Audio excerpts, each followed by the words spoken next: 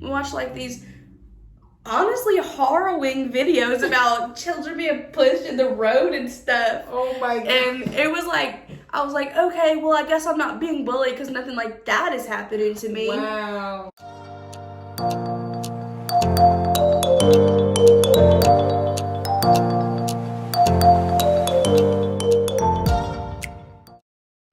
Hey you guys, welcome to another Generations Perspective, and today I just wanted to highlight that on the timestamp 7:49 is when we start getting into a really good discussion on bullying and how Trinity was a victim of bullying and how her school counselor handled that situation.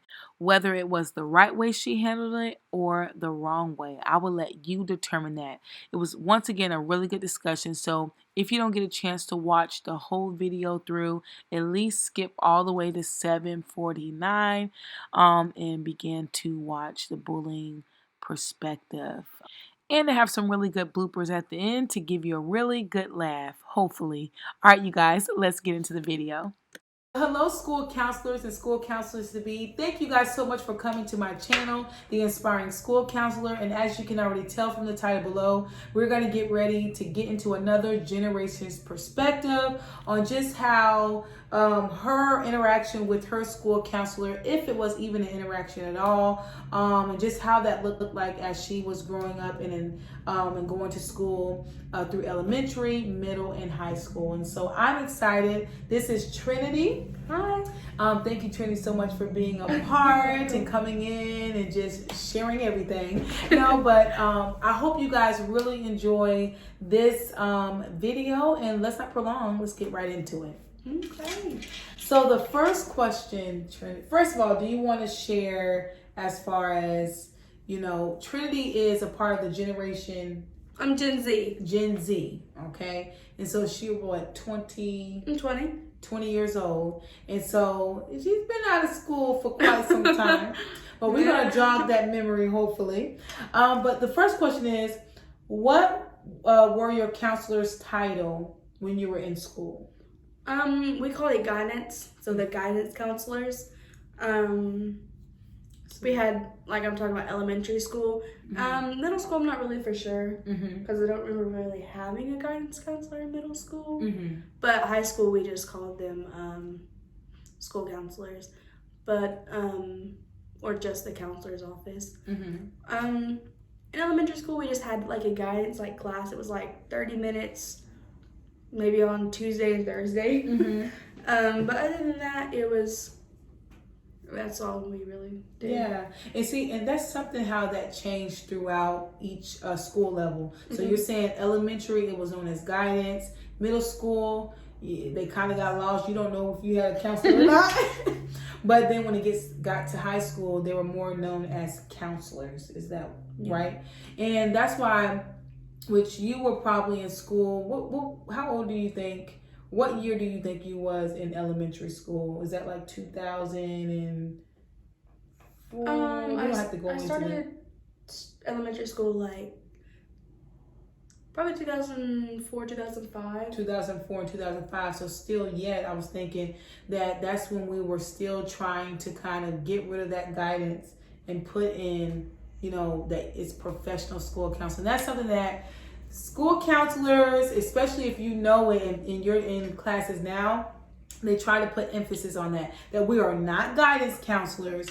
We are professional school counselors. And this is why, and I wrote this down, guidance counselors are they tend to be more reactive, but school counselors are more a proactive type of way of approaching things. As guidance counselors get stuff that happens, they tend to just, deal with it at that moment. Instead, with professional school counseling, you're more of, before I wait for a suicide to take place, let me talk to the students about suicide and what signs to look for. Does that make sense? Yeah. So very good, Trinity. So the next one is, did you know you had a school counselor? And it seems like you already answered that because you said elementary you had one, middle school you don't. I don't really know. They don't know if you had one or not. Plus we had a lot of kids in our middle school. It was only 3 grades, so it was 6th, 7th, and 8th. But we had a lot of kids in and out of there, so I'm not really for sure if we did or not. So we could have very well had one, but I just don't know. Yeah. So, like, what is a school counselor to you? To me, I guess a school counselor is somebody you can go to if you're having like trouble with anything really. It could be school related or it could be home related. If you just need somebody to talk to, I would say, before, if it's like you want grown-ups advice, but you don't want to go to like a family member or maybe a teacher, you can go to one of your school counselors if you want more of like professional advice, but also like somebody who knows you fairly well and knows like maybe their way around what you're going through. Yes. So let's talk about it. So what was it like you being in school, and you can share from all three perspectives, elementary, middle school, or high school, or you can just focus on one, it's up to you. But how do you feel like your school counselor impacted your life? What was your interactions with them? Whether it was good or bad, like what was it that you were going through, or Well, I'll start with high school. In high school, we only really went to our school counselors if we needed something for like FAFSA, or if we needed something for ACT, or honestly, we met them like once or twice a year to make sure our classes were and our schedule was all right. But other than that, we didn't really go talk to them. And of course, they were pretty busy because there was like at least 2,000 kids in each grade. Yes. But you know what? Well, like, within the whole school, about 2,000. You went to. Well, I know what school you went to. What high there school was like probably not in. Well, I don't think it felt like no. Whenever I graduated the freshman year, I had like 1,000 kids. Oh my gosh. Are you serious? Yeah. I mean, our counselors went by last names, went for their like last names. But still, when you're dealing with kids from all 4 grades and you get like so many kids coming in, it's crazy, and I can only imagine what they're thinking. Because the ratio, and I know I shared this before, but to every one counselor there should be like 200 and something kids. But now when you're looking at the high school counselor, they're definitely going beyond that number. Oh, most definitely. And so, and like even when I remember when I was in school, as far as like you said, they help you with career and college stuff. FAFSA and trying to get you on the right path to do something with your life. Yeah. But yeah, so go ahead. I want to. And in middle school, like I said, I didn't really have much of an experience with one. I didn't really talk to many of my teachers or anything like that in high school either. I mean, in middle school. But in elementary school, I was bullied a lot because I'm a bigger person. And not just that, but there were some other kids, and I became really depressed, and at 7 years old I became suicidal. And not a lot of people like to look for the signs of suicidal tendencies in young children like that. Not a lot of people are willing to acknowledge that it's suicidal tendencies, or that it's sometimes even abusive tendencies, whether it's abusive towards other classmates or abusive towards yourself. Because some children, whenever they become suicidal, they turn it out on other children. Nobody likes to really look into that, and it's not a great thing to have to look for, but it's a fact of life and it happens. So it wasn't talked about, and also we're from like the South, so you really don't talk about that type of, you don't talk about that. Even if it is, even if you are Christian, or even if you are not Christian, it's really Bible Belt, and really you just don't talk about things like that. And if you want to talk about things like that, you have to go to like a bunch of people, and maybe sometimes a pastor or something. And then because they'll try to like get you blessed or whatever, and then CPS tries to get involved, like there's stuff going on at home. No, there was nothing going on at home. I had a really good home life. It was just at school I was being bullied a lot, and I didn't know how to deal with it because nobody wanted to talk about it. Was there ever a time that you knew that you could reach out to your counselor? When you was in elementary, you didn't know. The thing about being depressed or being in a suicidal or having anxiety, you don't want to be a burden to other people. So it's trying to shoulder all of that. And I'm also the oldest of 4 kids. So you don't want to put that burden onto somebody else. You don't want to talk about it. You have always been told you keep your emotions to yourself, and then if somebody asks you about it, maybe you can tell them, hey, I'm not doing so great, but you don't talk about things like that.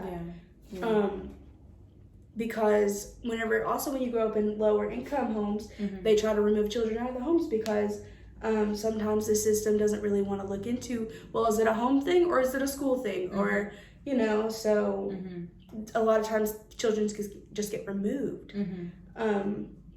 And I can speak from experience about some friends I had in high school about that. Now, did you ever have, as far as the bullying aspect, did you ever have to, did word ever get out to your counselor at all that you was going through, or were you someone that just fell in the cracks as far as it just never was brought up to your counselor, and so you just had to kind of deal with it on your own? Or did she approach you with it but didn't do nothing about it?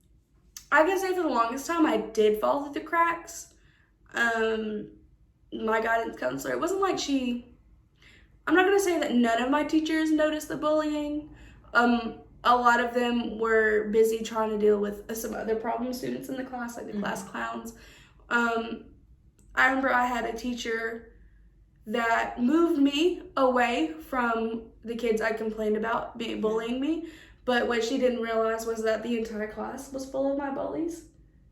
So she would move me around, but I was still constantly being bullied. Yeah. So my behavior was at an all-time low because I was acting out because I was in pain.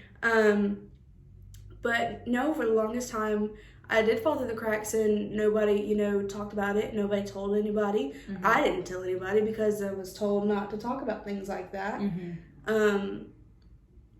Or pressured by other children not to talk about things like that or not to snitch or whatever. Yeah. But then after most of the bullying had subsided, my guidance counselor was made aware, and whenever she brought me into her little office in the front where the principal is, because they call you to the front office, and I mean you're all scared because you think you did something wrong. Yeah. And then they're like, oh, you've been bullied and da-da-da-da-da. Like, are you okay? No, it's always, no. After you've been bullied for so long and you go into, like, being depressed and suicidal, you're not okay. But you don't feel that sometimes you don't feel that the teachers or that the counselors cared enough. Yeah. Or that they weren't proactively looking for it. Even though you didn't go for help, you still have these feelings. It's not okay to be blatantly ignorant of anybody's pain. Yeah. So, after being asked, like, are you okay? I was like, sure, yeah. Because you don't want to talk about it because you're scared of all the things I mentioned earlier. And you're until you said you 5 years old. Yeah. And then you said it's done subsided now. Yeah. So it's like pretty much over. I mean, you're at the tail end of it. Like this has been going on for years. Yeah. Anyway, but I can say that my counselor didn't handle it the best of ways. I think her exact words were to turn the other cheek to their words. Yeah. And whenever you're told that and you're already going through a lot in your mind, you're like, oh, then I'm the problem. It's not what they're saying to me. It's not about them being mean to me or bullying me or them having things to say about me that aren't true or, starting rumors or anything. It's me. I'm the reason why this is happening to me. And it's simply not true. Yeah. And just for you to point out, too, that she was saying basically for you to turn the other cheek, what is a way, and I don't mind helping you with this if you can't think of something, what is a way that you think your counselor could have handled that? Well, as a person, I don't really like talking about people or like telling on people. Yeah. Because you don't want to be seen as like the school snitch or whatever and get a bunch of people in trouble. But I think that what could have been done is maybe apologize for what they went through, or maybe that you didn't recognize it, and know that I understand that you're in pain and that if you ever need anything, you can come talk to me. Like, let it be known that they're not alone, because that's the biggest thing about being young and going through that, is that you always feel alone. And you're not. There's other people that are going through it, and there's other people that have gone through it that can talk to you about it. And if they haven't gone through it themselves, they can definitely refer you to a professional to get help. Yeah. And if you don't want to go that route, there's definitely, if you're religious, there's different pastors you can talk to or leaders you can talk to about what you're going through, people that you can feel safe with. There's always teachers you can talk to. So never feel alone, but I think that she could have handled that better by apologizing for not recognizing it, but also, and like letting me know that I know I'm not alone. Yeah. And if she didn't know how to handle it after that, then that's okay. But after, saying those things to me, I think that would have helped. Too, like, for instance, I know, like, now, if a kid were to come to me, and how I would handle that, if you were to come and word would have got to me that you've been bullied, for one, I would try to see if you would tell me those names, of those students that's bullying you, whether it was all 400 of them. Now we can laugh about it, but obviously we know that's a serious thing. Yeah. But to see if you can give me those names, and if you could not give me, or if you didn't feel comfortable with giving me those names, then I probably would have took it a step to where I probably talked to your teacher. And this is for you school counselors to be out there that is looking at, well, how do you deal with that if the kid does not tell you, who's bullying them? I would definitely, reach out to the teacher to see if there was her teacher that noticed anything. And if not, then I will continue to have individual counseling with her, knowing that you were being bullied, and try to build that relationship. Because sometimes that's really has to deal with, maybe a kid doesn't want to tell you the bullying and how severe it is and who it is, because you have not built that bond with that child. Yeah. So you might have to, do that. Another thing that you can do is reach out to the parent. Maybe that child talked to the parent. I don't know if you've done that or not, but I never mentioned names, but I definitely told mom that I was being bullied. Yeah. So that could be another thing as a school counselor can do is, you already know who the child is, then for you guys, she's not a child, but you already know who the child is, then you can reach out to that mom and be like, hey, I was able to talk to your daughter today, and she was able to express to me that she's, going through some bullying issues. By chance, do you know exactly who's been bullying her? Because I would really love to get the bottom of this, because I want to make sure that she feels safe. So those are just some things that you can do. And I believe, it can be, especially when you are dealing with I know her counselor at the time. So I'm very familiar with her counselor at the time, but, because knowing that she was older, and maybe she, the stuff that you get, school counselors got back then, things have changed, since I've been in school and graduated, and so maybe she was doing the best that she knew how to do based off the training that she was able to get. Yeah. But however, it's just all, and that's why I always try to say it's good to just, be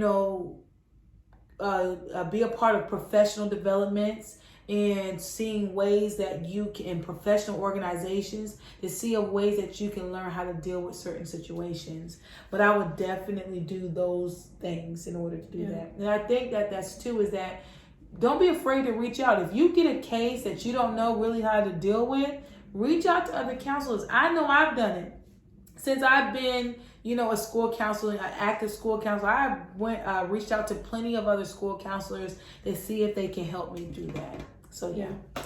But wow, that is something though. But knowing, knowing that you were going to school every day still yet, and you said that you were kind of like on the tail end of the bullying. So what helped you get through that time as you were at school? Like, did the kids just was like, they didn't pay you no mind, or you got to the point where you're like, you know what, I'm just don't care what y'all say?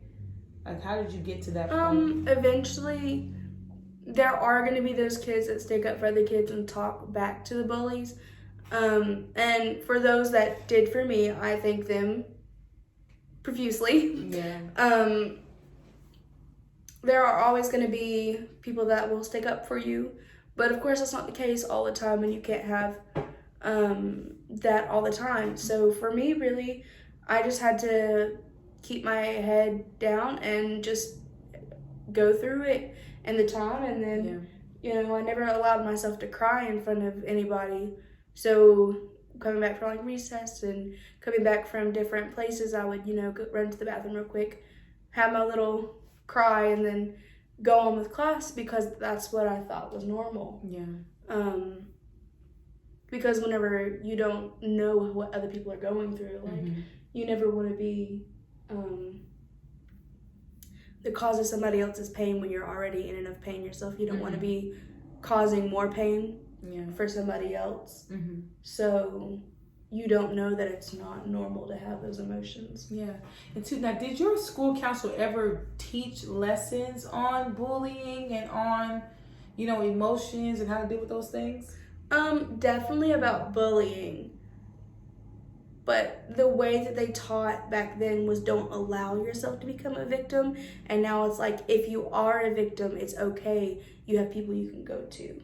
So there's a big difference in the way that people are being taught, that the children are being taught now, and the way we were taught whenever I was younger.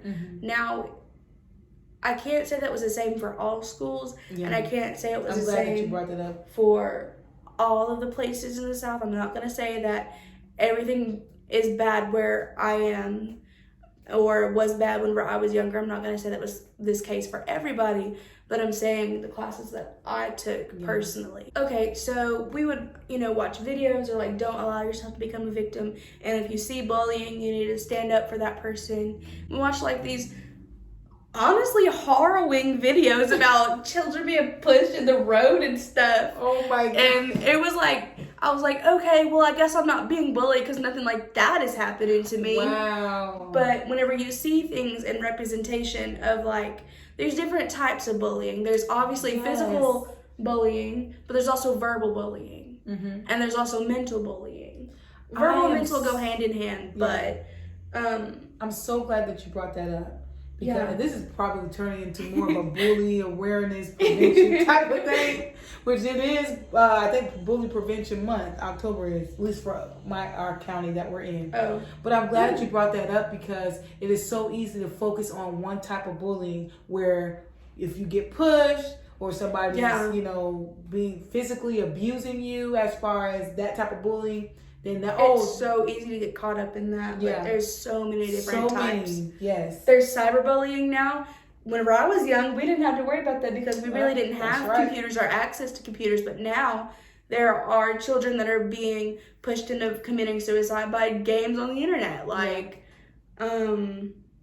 or different types of things. And that's why now too, like I was beginning to talk about, you have to be a school counselor that's moving with the times. Because, and once again, I love that you brought that up because even when I was in school, there was no such thing as cyberbullying. Like there wasn't really social media when I was growing up. Exactly. There was like Twitter and maybe MySpace.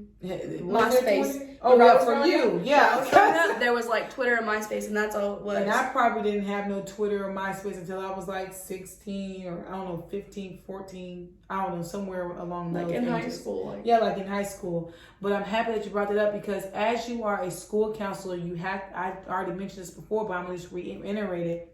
You have to stay up on the times because in my time, we didn't have to worry about cyberbullying. So my, guidance counselor didn't have to touch on that. Her guidance counselor did not have to touch on that. But now, even the more so, we have to touch on that because more kids are having access to social media.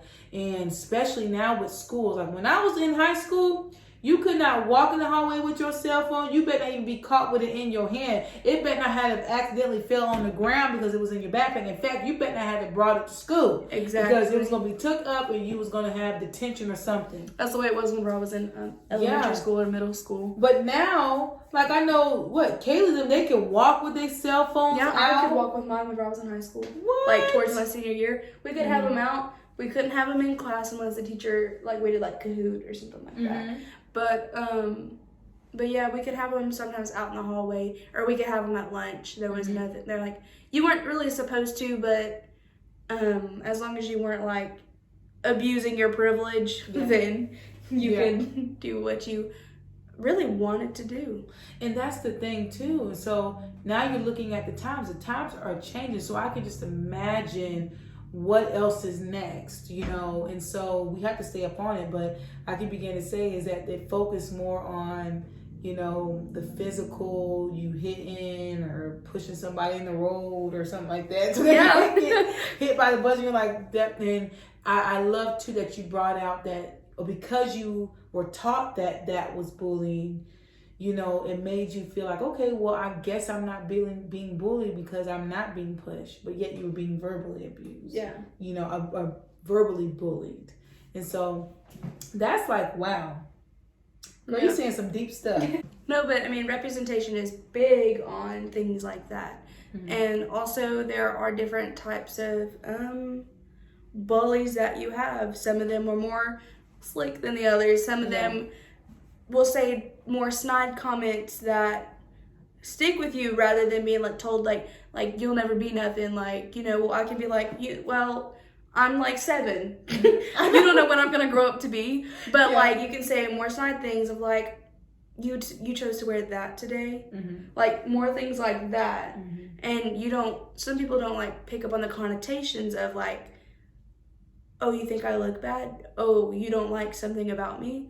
It's more like picking at your appearance. And of course, whenever you have like a child that is like not normal or what's pushed to the standard of beauty for children or for really anybody, that makes them feel self-conscious. That can be whether they're of a different race or if they have a different body type or if they even have a physical abnormality or if they have, speech impediments or anything like that. It can cause them to have really serious self-doubt about themselves. And those things like that stick more with children.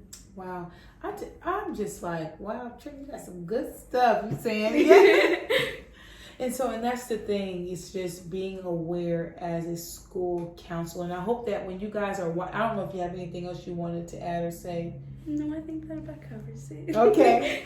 But, and once again, I'm glad that you're doing this training and you being as open as you are, because definitely, anybody that comes across this video that might be dealing with, bullying, or maybe a school counselor is watching this and they realize, what, I'm not really approaching these situations like I should because if they heard your story is helping somebody. And that's what we want to do, is we want to help somebody. And I'm also, let me say this, I'm not trying to bash anybody if you have made a mistake in the past. I'm not saying that kid is just going to hate you forever because of that, because I don't hate my school counselor that had said that to me.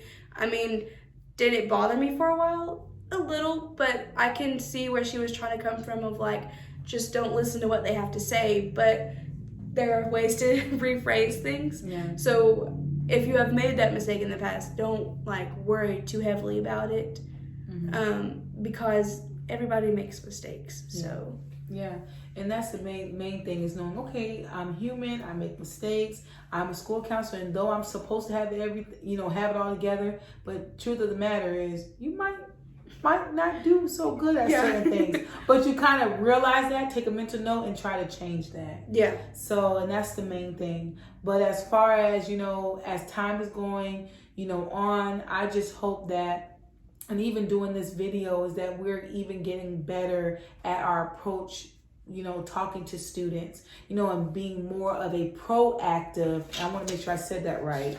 Yeah. Being more of a proactive, school counselors, making sure that we are taking the necessary steps to make kids aware of what to look out for, who they can reach out to, and not be a reactive counselor and wait till, like, your school counselor did, till everything was done, and then, okay, let me help you. It's like, it's too late, So, with that being said, if you look, if you are someone that is being bullied and you're coming across this, video, reach out, and you're being bullied at school, reach out to your school counselor. Yeah. They are there to help you. They are there to walk you through just the steps of how to deal with it, as well as resolve the issue the best way that they can. And two, reach out to your principal if you have to, because maybe you feel like your school counselor is not, you told them before, but they're not doing anything about it, reach out to your principal,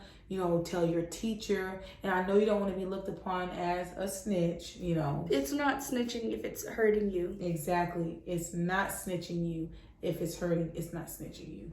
It's not snitching if it's someone that is hurting you. Yeah. And so you definitely want to get that out and let somebody know that, hey, I'm hurting. Somebody's doing something to me and I need help. And that's what it's all about.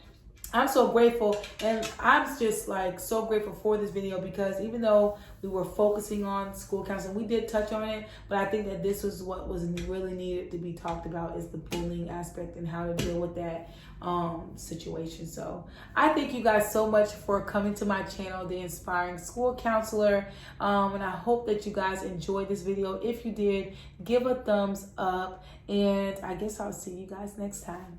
Bye. Bye. I just swallowed that gum. Oh, I just swallowed it. I didn't mean to. Okay. No, You guys are having a great day today. It is beautiful outside. No, it's not. It's I was going to say raining. this is beautiful Sunday, but it's not really. Okay, let me start over. No, it's not. Okay, great. Okay.